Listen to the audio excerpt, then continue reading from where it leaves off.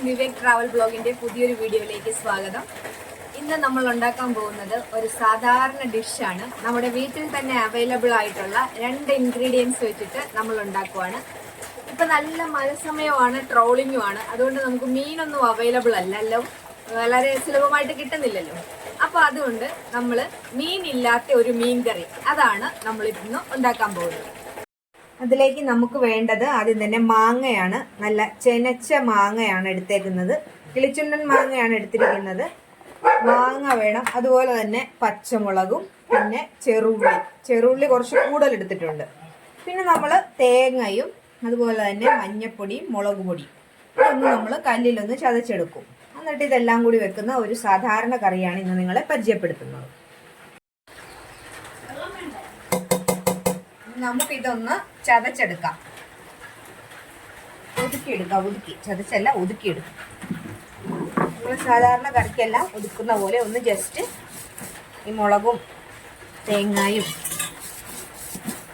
എല്ലാം ഒന്ന് ഒതുക്കിയെടുക്കാം.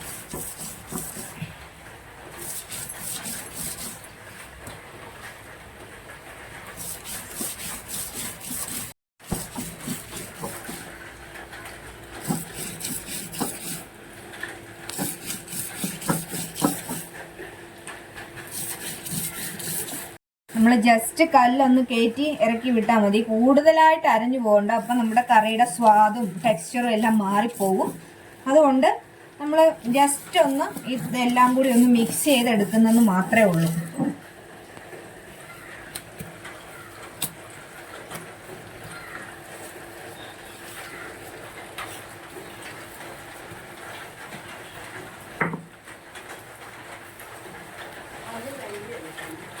നമ്മൾ ആദ്യം തന്നെ നമ്മൾ ഈ അരിഞ്ഞു വെച്ചിരിക്കുന്ന മാങ്ങായും അതുപോലെ തന്നെ നമ്മൾ ഈ അരിഞ്ഞു വെച്ചിരിക്കുന്ന ഉള്ളിയും പച്ചമുളകും പിന്നെ നമ്മളിപ്പം ഒതുക്കിക്കൊണ്ട് വന്ന ഈ അരപ്പും എല്ലാം കൂടി ചേർത്ത് ഉപ്പും കൂടി ചേർത്ത് നമ്മൾ ഒരുമിച്ചാണ് വെക്കുന്നത്.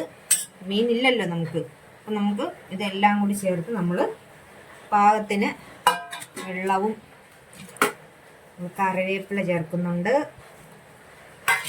അതുപോലെ തന്നെ നമ്മൾ ഈ അരച്ച വെള്ളം അതുകൂടി ചേർത്ത് നമ്മൾ വെക്കുവാണ്.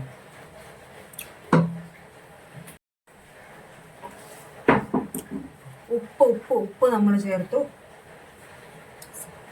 വെള്ളം നമ്മൾ ഇതിൻ്റെ ഈ സമാസമം നിൽക്കുന്ന രീതിയിൽ നമ്മൾ വെള്ളം ചേർത്ത് കൊടുക്കണം. നല്ലവണ്ണം ഈ അരപ്പും മാങ്ങായും എല്ലാം കൂടി ഒന്ന് ഞെരടി ഒന്ന് മിക്സ് ചെയ്തിട്ട് വെക്കുവാണെങ്കിൽ നല്ലതാണ്. നമ്മുടെ അരപ്പും എല്ലാം കൂടി നമ്മൾ സമാസമം വെച്ച് നമുക്കിനി വേവിച്ചാൽ മാത്രം മതി.